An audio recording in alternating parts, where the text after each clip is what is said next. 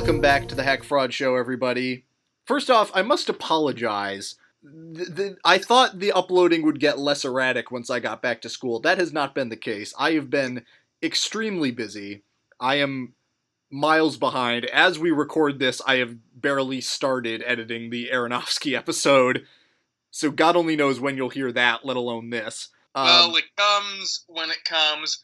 It's good thing we're not doing anything time related, like we're not doing like a fucking Marvel episode or something. That is true. Although I think that French episode, I got it up like a couple days after Truffaut's birthday, so our being late somehow created some sort of temporal coinciding there. If only someone were there to witness. Oh. Yeah. But this episode isn't timely at all. 7 people were. 7 people were very excited about it, yeah. Anyway, this episode is not timely at all, although Terry Gilliam does have a new movie coming out this year. Ooh, I didn't know that. Oh, you didn't know about this? Yes, The Man Who Killed Don Quixote is finally going to grace cinema screens. This is a project that's been in development for, I believe, the last 20 years, and now it is finally ready and is going to grace our screens at last.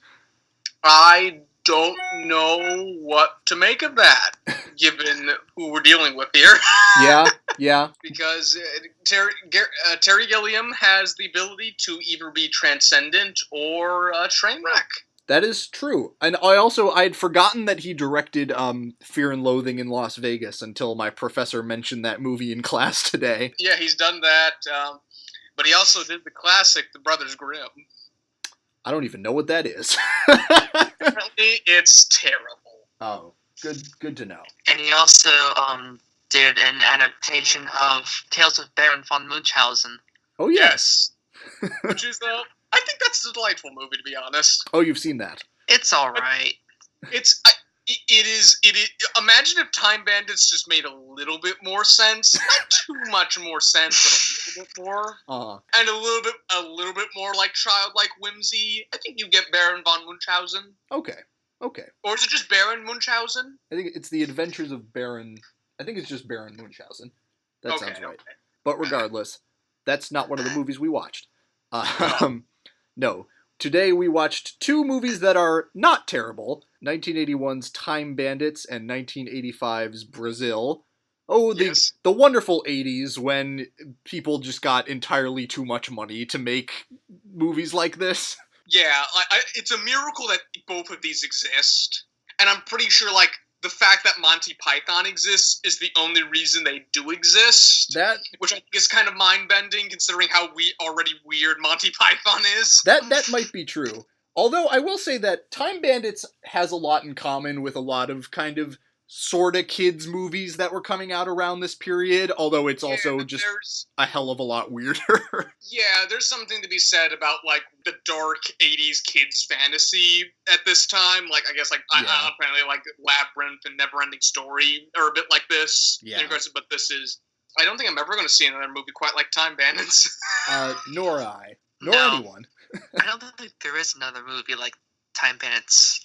I mean, it invented an entire kind of ending for us. I must say, like, how great was it to finally see the ending in full form? You were right, John. It does make even less sense in context. Yeah. For years, the mom, dad, it's evil ending of Time Bandits had been a meme among our social circle, and John promised us that it made even less sense in context, and after seeing the movie, I can confirm this. Yeah, well, Reed, you told me it made more sense with context, but I think I convinced you that it made less sense after just, like, a tiny bit of explanation out just what all of that means. You might have, but I'm still sticking by it.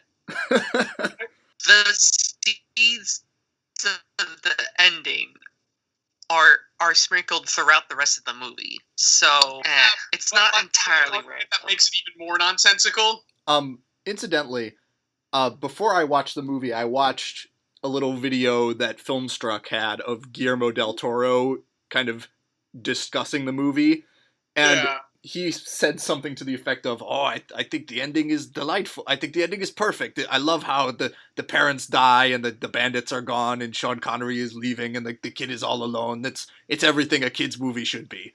That's my Guillermo del Toro impression. There's a great story about apparently, like, they were able to keep that ending because they had like a test screening with a bunch of kids, and I think one of the kids said, "Oh yeah, my favorite part of the movie was the parents blowing up." I think that's like the argument as to why that scene was able to be kept. That's magical. But we'll get into that shortly. We watched a bunch of movies that weren't Terry Gilliam films as well. Oh, we did. We sure did.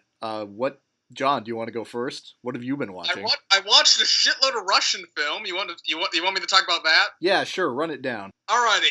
Okay, first film I watched was, I think it's like a 2007 or 2006 movie called Mermaid. Based on the Little Mermaid of Hans Christian Andersen, in the same way Ponyo is based on The Little Mermaid. Okay. As in, absolutely not fucking at all. As in, like, it just takes like a couple of themes and motifs, and maybe she's a mermaid. No, not really. Hey, motif. Title of the movie. Yeah. But this movie starts with an enormous woman swimming naked on a beach, meeting up with a sailor, and then they fuck.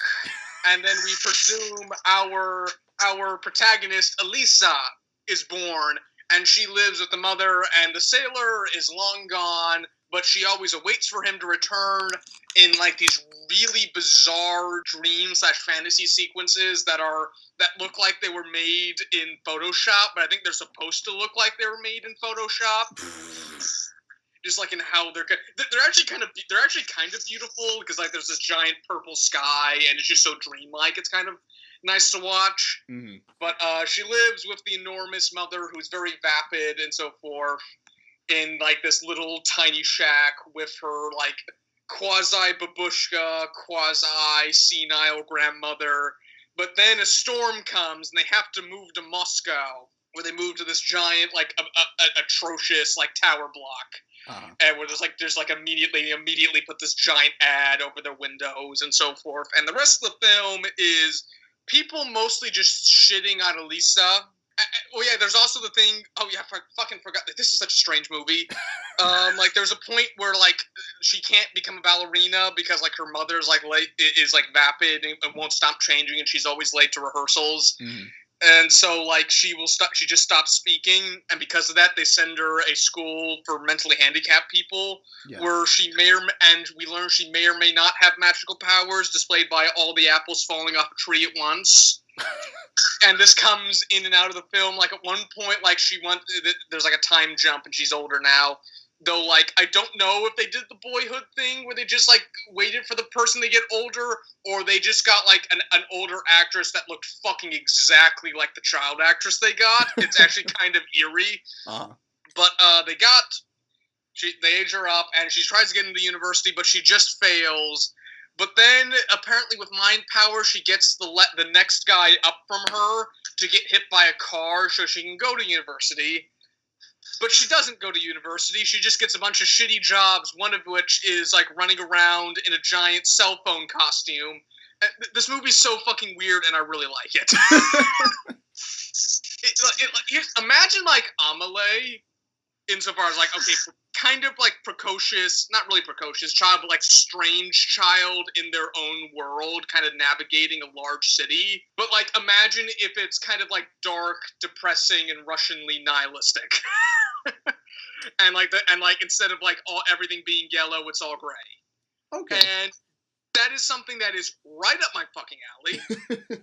So I really like this movie. Like there's like this weird like character named Sasha who his job is to sell people real estate on the fucking moon.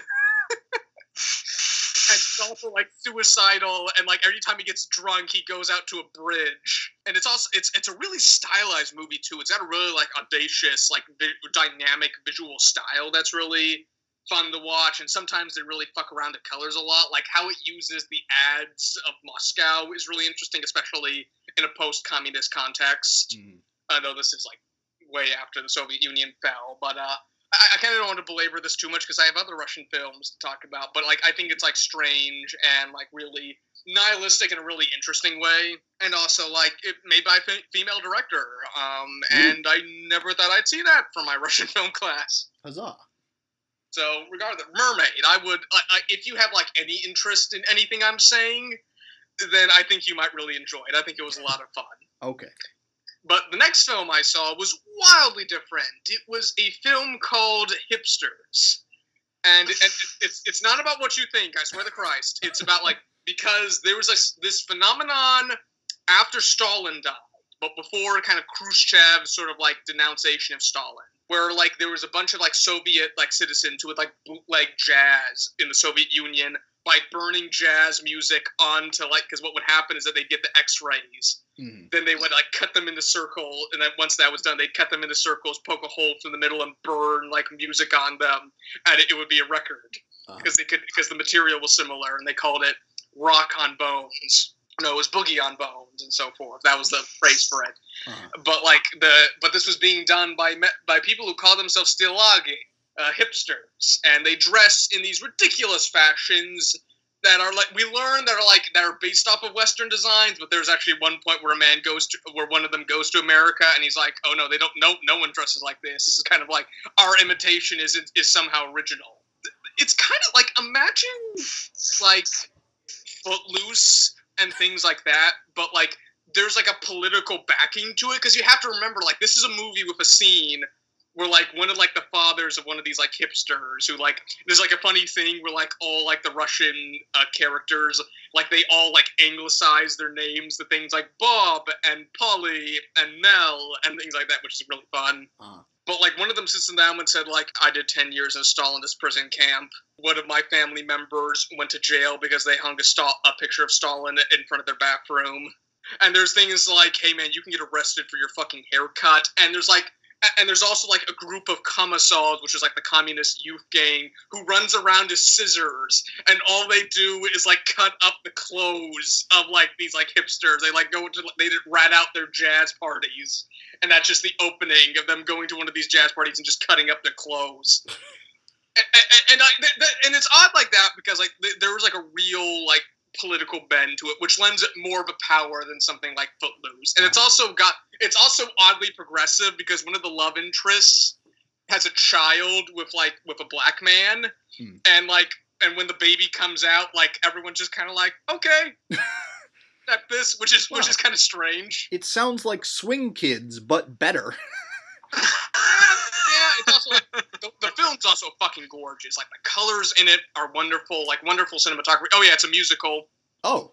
I forgot that. What? I forgot to say that. And, like, it's funny to say that, like, I remember, like, everything in it is diegetic. Mm-hmm. Because, like, I think, like, the director said, like, Russians don't know what musicals are. Right. So, like, I have to kind of, like, tailor it to be, like, Stalinist, like, musical film. Oh yeah, the Stalin made musicals. Fun fact. His favorite film was a musical. Oh. Who knew? But yeah, like, I think it's a bit more of a lightweight than I'm making it seem, but there are some really interesting things in it, and it's a technical marvel at times. And there's also, like, this wonderful ending where, like, one of, like, the main, like, man who goes from a commissar to a hipster, like, after being told that, like, the hipsters are, like, an original based off of imitation. There's, like, this, like, non-diegetic scene where he dances with generations of like, counterculture movements in all their different clothes in the middle of Moscow, and it's a shitload of fun and really catchy. I also kind of read it as a fuck you to the Putin regime, because it's everything he hates in one giant circle. So, I had fun at that movie. Oh yeah, and I saw a movie today, and this will be the final thing I'm going to talk about. A movie this is kind of strange, because this is also a Russian film, but it's not. But it wasn't part of my Russian film class. We saw it for my Mongol history class. It's a movie about Genghis Khan called Mongol, and it's kind of what you expect, like, big, burly, color-corrected action film with lots of, like, fights and CGI blood. And it's easy to call that romanticization, but when you actually read Mongol history, especially the stuff they wrote, this is kind of pretty accurate. This is, like when you read about, like, the secret history of the Mongols, which is, like, their account of, like, the rise of Genghis Khan and their history, it kind of reads like some, like, sensationalist, like, revenge story. So, like, turning that into one of those movies is actually kind of really fitting. And it kind of feels like if, like, the Mongols had cinema, they would make this sort of thing. And it is, like, surprisingly accurate and also just, like, hauntingly gorgeous. Like, the cinematography is unbelievable. The action is really interesting. Like, the historical character of Jamuka is played by just a delightful actor who's just wonderful to watch in every scene. Mm-hmm. So, like, I'm not sure, I'm not too sure, like, how much one would get out of it when they don't know anything about Mongol history, but I had a lot of fun with it, especially because it has a scene of a man getting impaled on a tree trunk after someone throws a giant staff made from horns through him. Take of that what you will. Okay, then. Oh, man. That's been what I've been watching, and I've had a lot of fun. Oh, good. I'm glad. I didn't know this class was going to be on contemporary Russian films. That's interesting. Yeah, it's mostly we watched like one Soviet film, but it's explicitly about like contemporary Soviet film. Like both of these films are like like Mermaid and Hipsters, like 2 years apart from each other. I have no fucking clue when Mongol came out. Also, fun fact, like we were shown like short pieces of the John Wayne film, The Conqueror, where he plays Genghis Khan. Oh no! And it is every bit as you think it would be. And it's kind of wonderful as a time capsule. And we just had a riotous time mocking it. But what did you guys watch? I think I took up too much ground with that, but I had a lot to say. That is fine. Reed, have you seen anything of note? Well, I am the opposite of John. As John has a lot to say, I have nothing to say, unfortunately. All right. Also fine. I understand completely. Half the reason I've been able to watch any of these movies at all is because, actually, I think I watched all of these in class. So, how many are there? There's just a few here. Let's see. I watched John Cassavetes' Faces for my New York filmmakers class. That movie was interesting. I didn't love it. It was the first Cassavetes movie that I've seen. How much do you know about him? Everything I've learned, I know about him is kind of osmosis through like what you said about him, where he apparently, like, you've described him as kind of like one of the first like raw New York filmmakers. Yeah, well, the way he made his movies was, well, he was an actor. He was in Rosemary's Baby. He was in a lot of other things. He would use the money he got from his acting jobs to finance his films so he could make them completely independently from Hollywood. He would cast people, I think, like from his acting classes, and his wife, Jenna Rollins, was in a lot of his movies.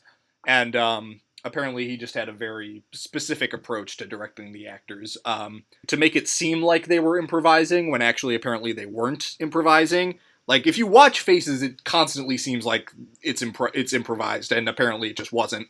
But the storyline is very, very simple. Basically, it just surrounds, like, this guy who is no longer in love with his wife, and he kind of leaves and goes and shacks up with this prostitute played by Jenna Rollins. And the movie is basically just 6 or 7 very long scenes. The movie's, like, 2 hours 10, but it's really not that many scenes. They're just very, very long. Some of them are good. Some of them are, some of them drag a little bit. But there's a lot of really interesting stuff in it. The acting is great. The lead character is played by the horse guy from The Godfather, who like wakes up with the horse's head in his bed. He's great. Who knew? Apparently. Who knew? Yeah. He's fantastic. Jenna Rollins is very good. Seymour Cassell, who you may remember from Wes Anderson's early movies. He was the Max Fisher's dad in Rushmore. He's in it, looking very young and doing a good job. Yeah, it's an interesting movie, and my professor said something interesting, which is that with Cassavetes, usually, like, the first one, you're kind of like, oh, what is this? But as you watch more, you kind of build up more of an appreciation for him. So is it what you expected, or did it kind of surprise you? It surprised me a little. Well, part of it is that the editing of it is very, very strange. Like, it like cuts around a lot. Like, there's not really a lot of long takes. It's all kind of very like, it feels very like seat of your pants. Apparently he spent like years editing it. So it was, in some ways it was what I expected, in some ways it wasn't. But oddly enough, he kind of sounds like a lot of the people like we're learning about in my avant-garde film class, where they just kind of like scrap together like what they could. Like, we just saw a film in my avant-garde film class called like, I think The Life and Death of 9413, a Hollywood Extra, which was just made by a couple of people, including Greg Toland, of all people, taking together like bits of like kitchen scraps and like tinfoil and making an expressionist film out of it. Yeah. And this kind of seems like the same sort of like just collect what I have and just sort of and make art. And I'm always fascinated by those people. Yeah, it is sort of like that. I don't know. Some of his other movies sound like very different, and I'm intrigued to check out more of them. So he's someone I may be returning to in the future. Okay. Let's see. I rewatched The Searchers. We don't have to go too deeply into that. I saw it again for my Westerns class. I only liked it more this time around. That's an incredible movie. Yeah, I'd be willing to revisit that because that was a really interesting one. Yeah. And then let's see. In my Westerns class this week, we watched Howard Hawks' Rio Bravo, also starring John Wayne. I really enjoyed it. My friend did not. It's long. It's about 2 hours 20. I will acknowledge that it is like a little repetitive and a bit long in the tooth, but I really liked it. It settles into kind of like the storyline of it is again like very simple. John Wayne plays a sheriff in this town where he has this guy in jail, and his brother is like trying to get him out and organizing like kind of a criminal gang to, go around town causing trouble, and they're trying to hold him in the jail until the marshal can get to town. And his kind of sidekick or I guess deputy is played by Dean Martin, who gives a very good performance. He is like the character is an alcoholic who is trying to quit drinking and trying to go straight and trying to like straighten himself out.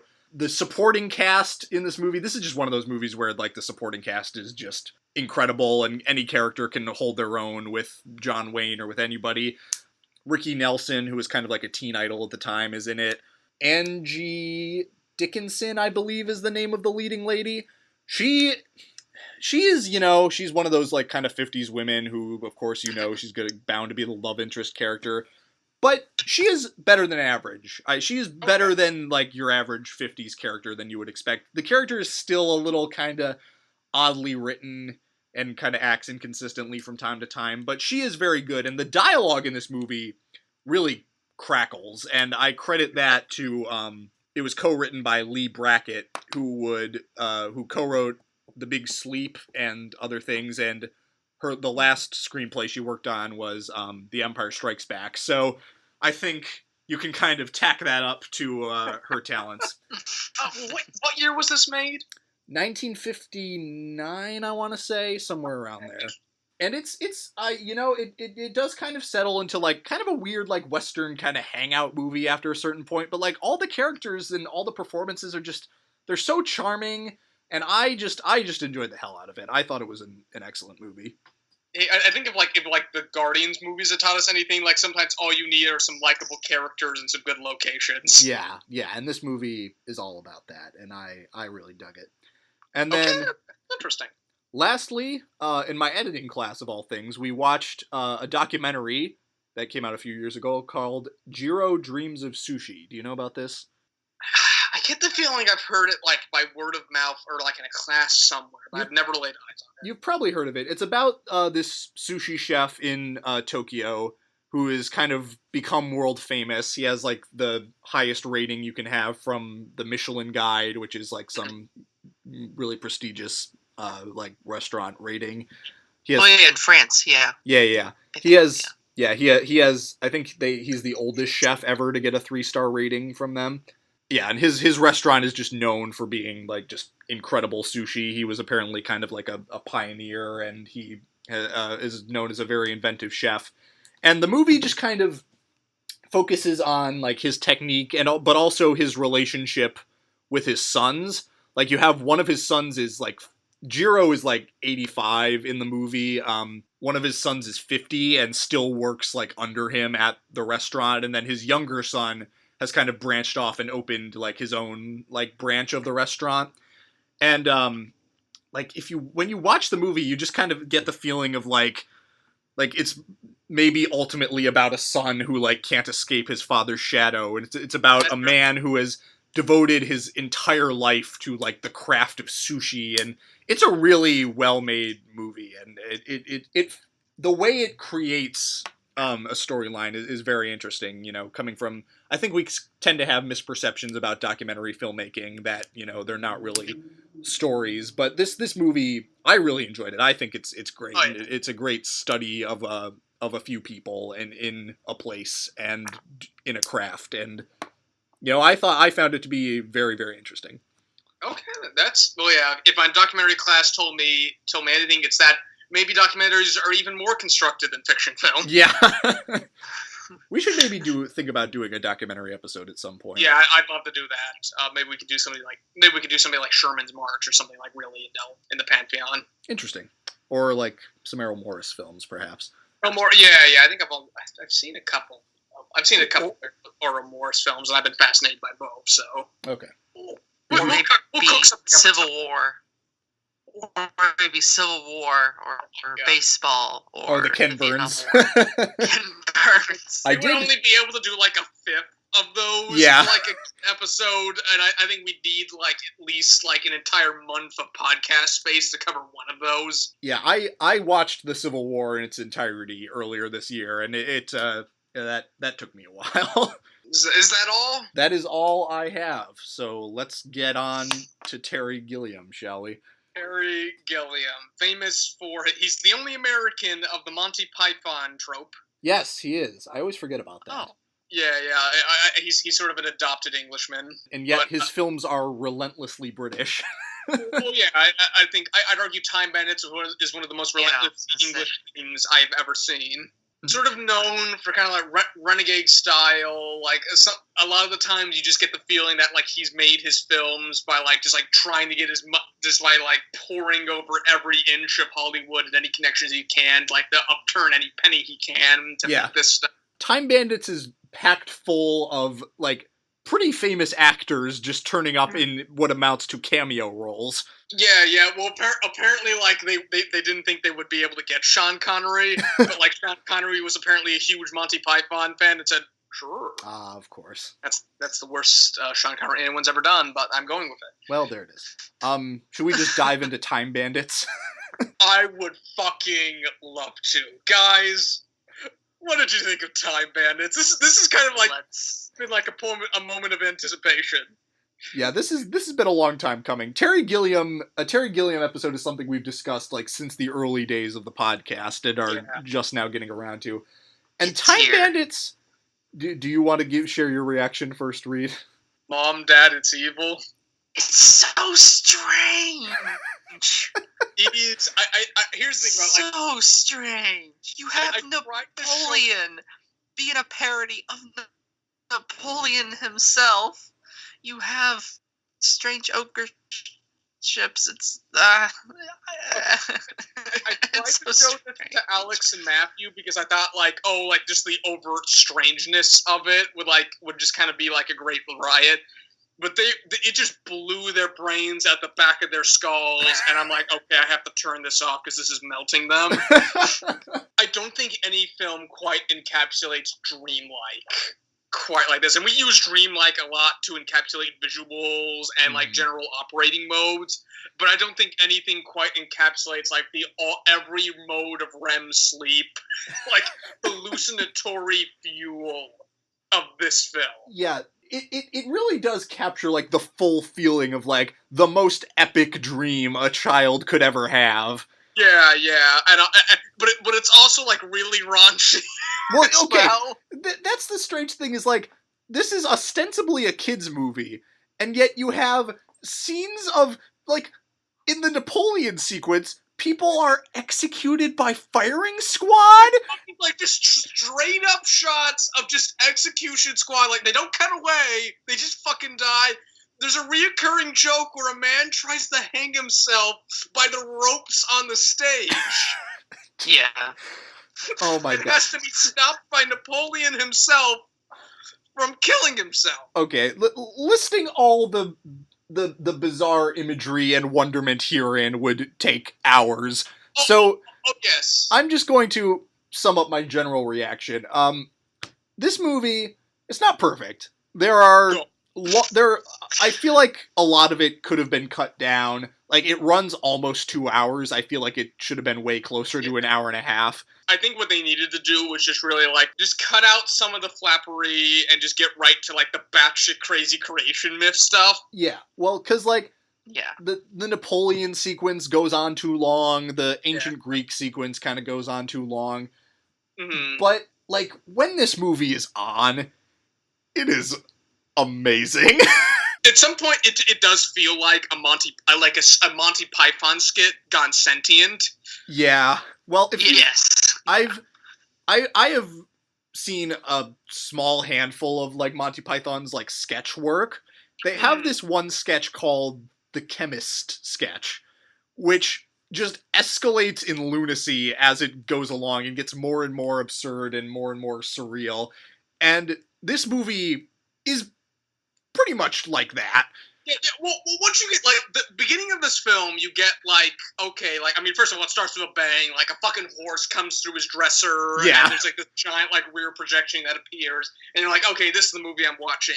Right. But, like, the structure generates is that, like, okay, they're gonna jump around from, like, time period to time period, maybe there's gonna be, like, a lesson, being a kid's film, and maybe there's gonna be, like, a lesson learned about being thieves and, like, taking things from people. But then that just doesn't happen, and it turns into, like, the Time Bandits are like some of the people who actually created the world. Yes, the Time Bandits running away from God himself. The Time Bandits literally work for God and have stolen his, like, map of the universe and or his map of, like, all of space and time, and are on the run from him. What they made in 7 days, there's a bunch of holes they can travel through. All that stuff I loved. Like, this is, like, I think this is my favorite creation myth. Like, yeah, you just have a bunch of crazy characters, all played by dwarf actors, who... Yeah, and they don't make as many dwarf jokes as you might think. That is true. No, and these characters are treated with a surprising amount of pathos.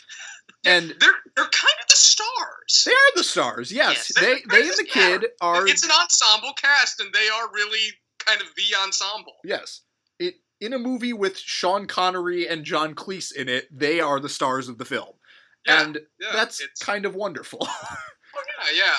And they're really distinct in like the only way like a kid's film can be. Like, one of them's like always eating things and so forth. But like, I think that's part of why it seems so dreamlike at times, because it kind of has the ideas and the strangeness of like a more experimental adult work. Oh yes. But sometimes you'll just get to the points where it's like, oh, I'm watching a kid's film. Like, the entirety of the Napoleon skit is the fact that Napoleon loves little things hitting each other. Right. And the fact that, like, our point of view character is a child who is very accepting of all this nonsense. Right. And then I also feel like this movie, like, shares a lot of strands of DNA, like, with Brazil. Like, the beginning of the movie especially, I can see why you love Terry Gilliam's works. Like, his blistering critique of, like, modernist culture is something that I also really appreciated. Like, the parents are watching a game show called Your Money or Your Life, which, when I saw that, I just burst out laughing, because that was amazing. Like, anything with, like, Your Money or Your Life, that's all fucking hilarious. I love that, like, all of their, like, furniture is covered in plastic, and the only thing they talk about is modern appliances. All the modern appliances, good lord.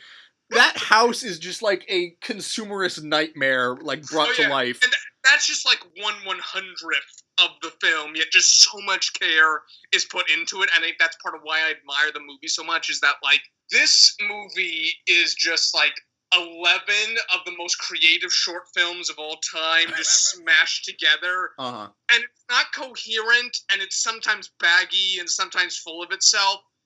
But God, is that entertaining and fun to watch. Yeah. It sags at points, but parts of it are just relentlessly entertaining. Parts of it are hilarious. Parts of it like grapple with issues that many adult movies refuse to grapple with. Like, the villain is like the personification of evil that God created for some reason, and he's just the end of the movie. Oh my God! When John Cleese walks in as God, I don't think that's John Cleese. Is it? I don't think that. No, that. Which one's John Cleese again? John Cleese plays Robin Hood. Robin Hood. Robin. Oh God, that's right. Yeah. One of them was a celebrity. Yeah, but no, God walks in and is like, "Oh, I orchestrated all of this." Like, not in so many words, but and the time bandits all just begin kowtowing to him, and the kid is like, "Why did you do this? Why did so many people have to die? Why did you create evil?" And God's response is, "I think it's something to do with free will."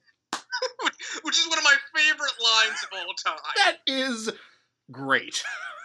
I love, like, the bit of, like, the devil, pretty much, which is, like, anytime someone says, like, didn't God create you, he just immediately, like, obliterates them. and, like, when, like, God gets into this, I think this movie is just really transcendent when it gets into its just really bizarre, bureaucratic creation myth. Yeah. This movie is also just, like, peppered with delightful little bits, like the monster who's in a sailing ship, whose back is busted. I love that. There's just so much to love just scattered throughout this movie, and it asks questions about God, and the villain is evil himself. Yes. Can I just say, like, at the risk of sounding a bit strange, evil is delightful. Utterly yes. Those parts are so fucking hilarious, and like it's more like Gilliam steampunk ducks and plastic wrap as well. Write whatever motifs you want to about that. Yeah, this movie is just one of the most bananas things I've ever seen, and I'm so glad it exists. And like, I'm not sure how often I'm gonna rewatch it, but I'll certainly never forget it.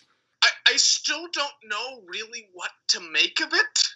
Yeah. To be honest, yeah. Every time, like, I've seen this movie twice now, and like I still can't tell you like the order this shit happens in, like exactly like why this shit happens. Yeah. And so like I said, the ending makes even less sense. But man, there's nothing else like it, and it is endlessly creative and endlessly admirable.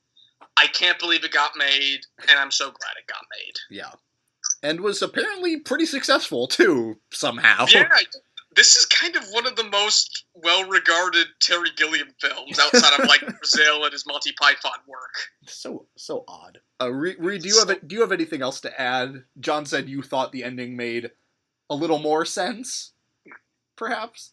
I thought this movie was very strange, and in the beginning, you know, Kevin is like trying to figure out, what's coming out of the dresser, and then when dwarves come out, every notion I thought of where this movie was going went down the fucking toilet. And then not to mention when God shows up, I had to pause the movie and go, what the fuck am I watching? I think you've had multiple, like, pause, what the fuck am I watching, John, moments. You very at least texted me the Napoleon bit. Yeah. And I just had to tell you, like, Reed, this is just the beginning. What were your thoughts on the ending? the infamous ending. Well, I'm glad to see it in context. That's for sure. Yeah. Was I right? I don't know. I think if given more time, I can spring up some bullshit on why that makes sense, and I feel like that there are seeds in the movie that possibly point it to make sense. Although what it does for Kevin does nothing as a character, so it might as well make no sense. I think it's notable that like no one has an arc in this movie, just a series of like destructions and revelations. Yeah, that's kind of true. And like I kind of like it for that.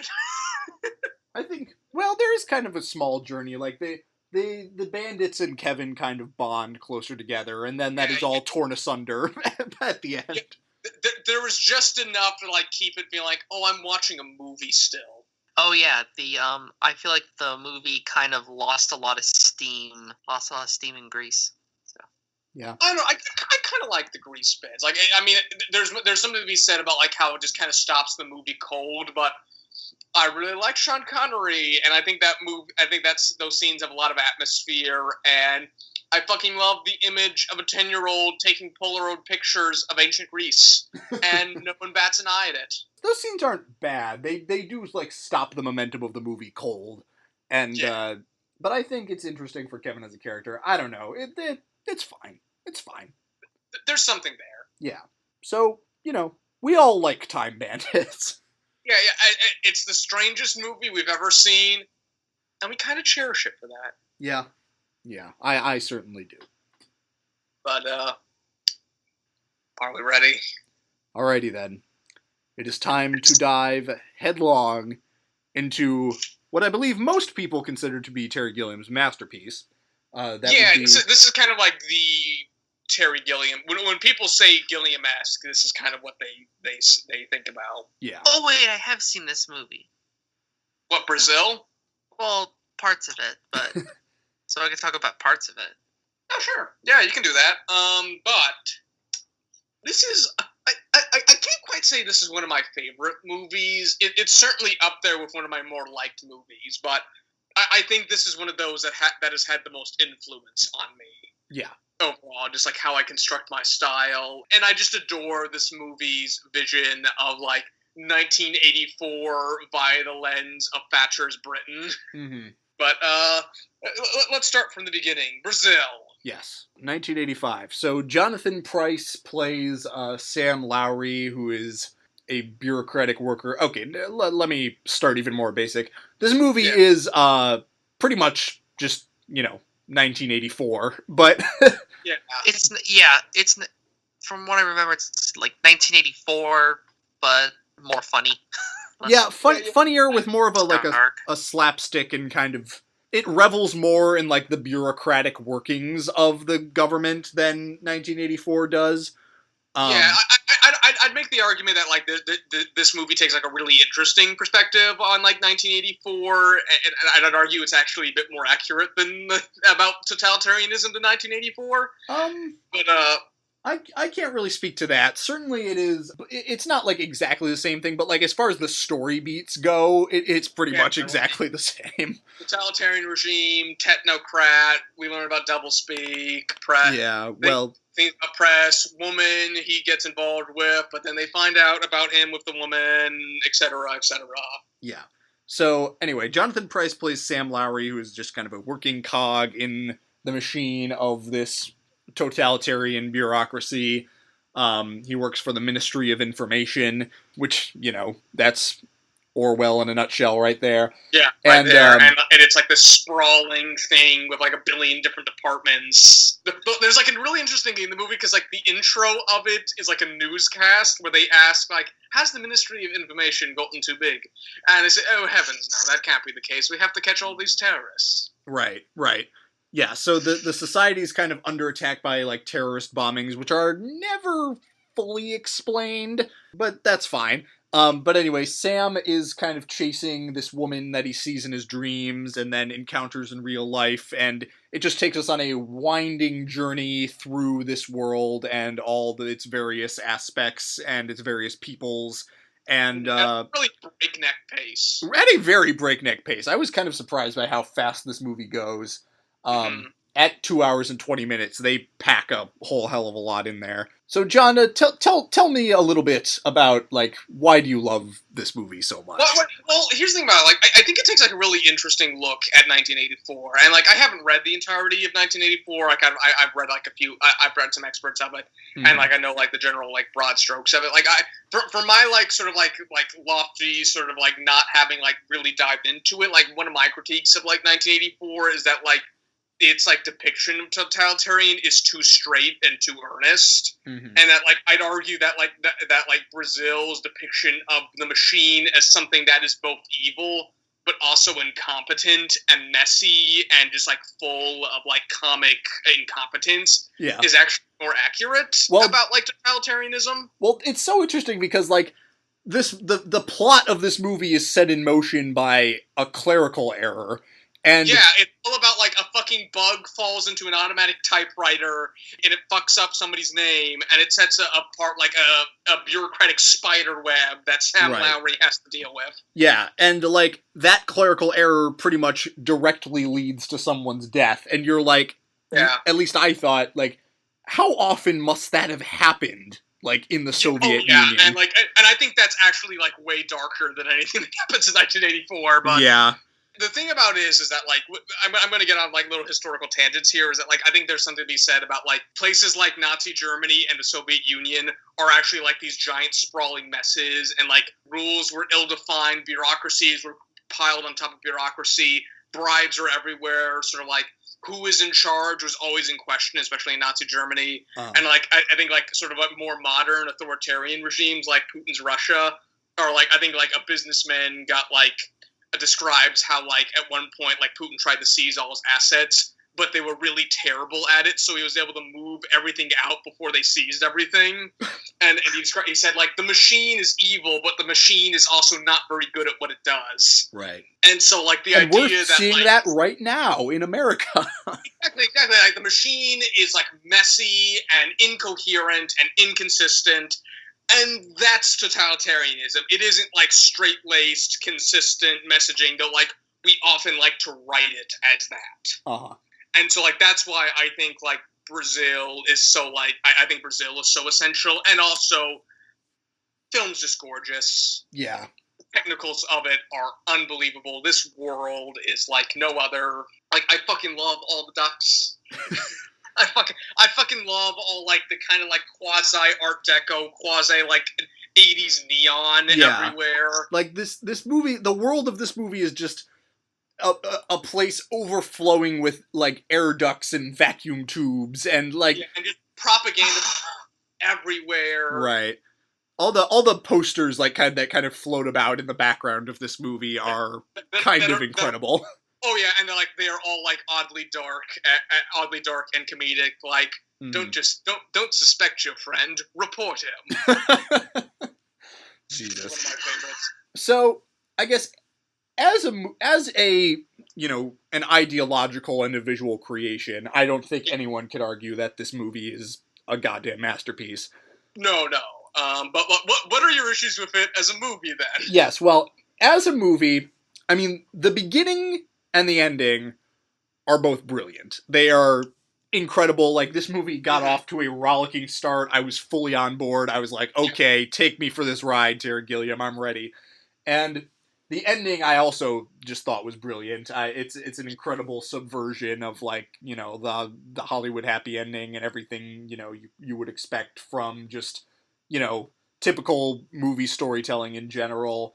Yeah, I think it's also kind of like, I'll get into a bit of, I think it's also kind of about Thatcher's Britain in a way, but regardless. Yeah, and then the ending just also feels like the culmination of everything we've been building to, and that's all perfect.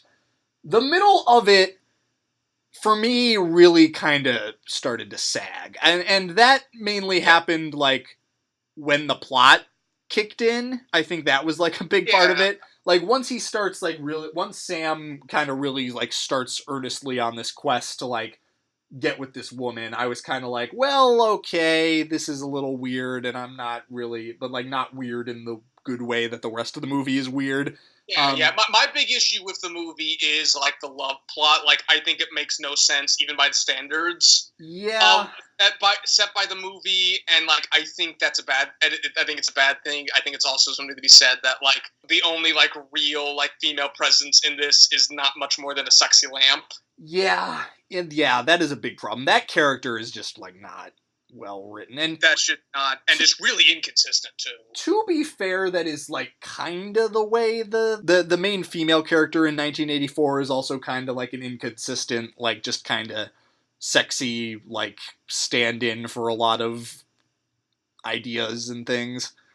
I just think it's sort of similar, but yeah, I would agree that that female character, her name is Jill, she is kind of the worst part of the movie.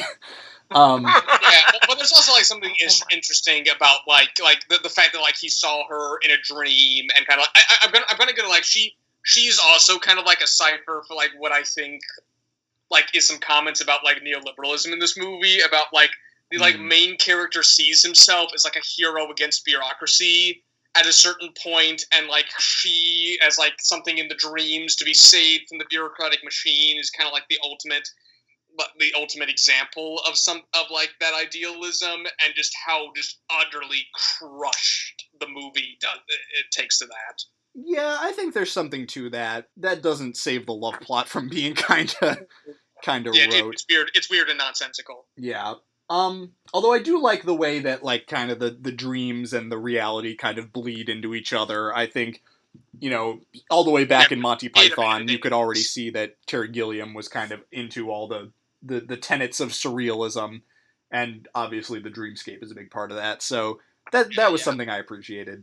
But my thing about it is, like, I can kind of agree from, like, a plot perspective that, like, it kind of starts to sag in the middle, becomes a little long in the tooth. But, like, this movie just punches you with so many new visuals and ideas and like, God, the details in this movie are just so sumptuous and just so involving. Like, I fucking love how, like, everyone gets the same boring little, like, gift to put on their desk and play with. Right. I like posters in the background. Just like this world is just so rich that sometimes, like, even when the plot starts to sag, this world is still fascinating and still involving. Yeah, no, I totally agree. And, like, I was completely hooked for, like, the first hour. Like, it just rockets from one thing to the next. It's insane. I love all that stuff. I love, like, Robert De Niro as the, like, vigilante air conditioning repairman who comes and fixes his ducts, and then, like, Bob Hoskins and the other guy as the official government repairmen who he has to kind of fend off. I love all that stuff. We're, like, vengeful and, like, use the paperwork against him. Right. One of the other, like, big thing that I will say is that I think the other, like, kind of big thing that kind of prevented me from loving this movie is that it kind of plateaus after a while, just in the sense that with like something like Doctor Strangelove, let's say, like, that movie, like, as it goes, just gets crazier and crazier and escalates and ramps up, and by the end of it, we are literally blowing up the entire world with nuclear weapons. With Brazil, like, it starts off so crazy that I really think it like, they just must have had a hard time sustaining that through the whole movie. There's certain point we're just getting bug falls in the typewriter, bureaucratic spiderweb. Then it just kind of goes like, like Jonathan Pryce is on the run. Yeah. What? I was just, like, missing, like, the sense of, like, escalation that, like, as the movie went along. Like, it felt like... Yeah, I understand that. It almost kind of dropped off as it went, which was a bit of a problem for me. Yeah, but I'd also argue that, like, the movie as a whole is just kind of really loose in structure. It's just kind of it's kind of like set piece to set piece. So, like, I kind of don't mind that it plateaus at a certain point because it just kind of had to. Just, like, considering like how it's set up. Yeah, and I would agree with that. But, like, that doesn't make it any, like, more, you know, entertaining to watch when that kind of plateau does kick in. I understand. I just think that, like, I am just, like, so enraptured, like, by this world and, like, by the ideas of it, and I think it's just, like, a really fresh and unique take on, like, totalitarianism that, like, I just can't keep my eyes off it, and I think this movie is just a goddamn masterpiece. Yeah, no, like, parts of it I think are perfect. Like, it is an incredible vision. It's bizarre, it's nuts, it's cuckoo bananas. It is everything, like, you could want from a movie like this. It just, for me, just, you know, some of those, like, storytelling things just barely kept it from, like, going over the top for me. Yeah, it is a movie that comes in and screams nation, propaganda, consumerism, Thatcher, Reagan, Orwell, just at the top of its lungs with just glorious Art Deco, neon surrealism. Yeah. And I cannot get enough of that, and I think the ending of, like, and I think there's just something kind of satisfying of, like, this sort of right-wing wet dream of destroying the bureaucracy being utterly crushed by, like, the weight of, like, social obligation is both, like, really dark but also really satisfying. Yeah. Yeah. No, I would not have wanted this movie to end like any other way. Yeah. So, Brazil. Yeah. God damn, I love it. If you do kind of want to revisit the movie I'm about to mention is a lot more baggy and I think a lot more like all over the place than Brazil. But if you like a lot of the ideas like in the world poked at in this, there's kind of it's called the Zero Theorem. It stars Christoph Waltz. Yeah. That's kind of like a more like modern reinterpretation of like some of the things in Brazil. And apparently, like the script of it was written by a guy inspired by Brazil and just sent it off to Terry Gilliam, who just happened to make it. So, but maybe I'll show that to you because I remember like really liking that film when I first stumbled upon it. Okay. Well, perhaps. Yeah. I do remember you telling me quite a bit about it, and then it's like, it has Christoph Waltz. Yeah, well, I mean, like, I'm just also a Christoph Waltz fanboy, so take of that what you will. But yeah, I think like if you're fascinated, so I think like 12 Monkeys, of like the like sort of like surreal 1984 world. I think 12 Monkeys is the least interesting of them. Though like 12 Monkeys is also just like weird and cuckoo bananas and really wonderful in certain ways. But yeah, I might see that movie at some point. It seems to be like the one that his biggest like crossover hit somehow. Yeah, it's the most mainstream thing I think Terry Gilliam's ever done. Yeah. Which isn't saying much, to be honest. Well, it's a neo-noir, like, based on a French film that is a French short film that is composed entirely of still photos. So, you know, Terry Gilliam is Terry Gilliam, and you know, that's there is nothing else like this man, and I cherish that. And like revisiting these were an absolute treat. Yeah, I'm glad that I finally got to peer into his greater oeuvre, and as I said, it was an eye-opening experience, and I'm glad this man got to make these goddamn movies. It's an utter miracle that just thank Monty Python, I guess. Like thank God Monty Python became the smash hit that it did, and it allowed Brazil to exist. Yep, and it also allowed Time Bandits to exist. And hey, you know, on its own, Monty Python is pretty goddamn good too. Oh yeah, goddamn good. Yeah. Maybe I'll show. Maybe we'll dive back. Maybe we'll do like a Terry Gilliam part 2 at some point because like I think all his films are like worth watching in a certain regard. Mm-hmm. Yeah, some of the other Monty Python movies, because the only one I've seen is Holy Grail, so those might be worth looking at as well. But we'll get back to that later. So what do we want to do next time? My idea would be to do like the documentary week thing. Okay.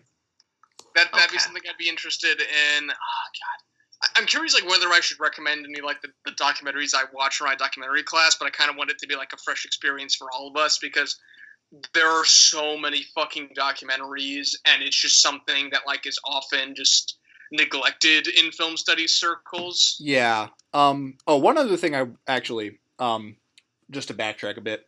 I think because the 2-year anniversary like falls so close to the 100th episode, I thought we maybe could just wait until the 100th episode and do like a retrospective on that one. What for retrospective on what? Well, for like the thing we do where we like pick our favorites and everything. Like we could save that's that. What I wanted to do for the. That's what I wanted to do for like the 2-year anniversary. But what episode are we on? This one that we're recording right now would be number 92. 92. Okay. I think I charted it out though, and I thought, well, of course, before we got off schedule, the 100th episode would have been the Too Much Christ, which would be a special event in its own right. But Reed, have we even told you about Too Much Christ? Well. I don't know if the listening audience has heard about this, so I will just recap it. For Easter, for our Easter episode, we are going to watch The Last Temptation of Christ and The Passion of the Christ, and talk about both of them. And it will be Too Much Christ, and it will also be Too Much Christ. So what the fuck are we doing next week? Let's just say we'll do the documentary episode next week, and then we'll figure out like what we want to do with the...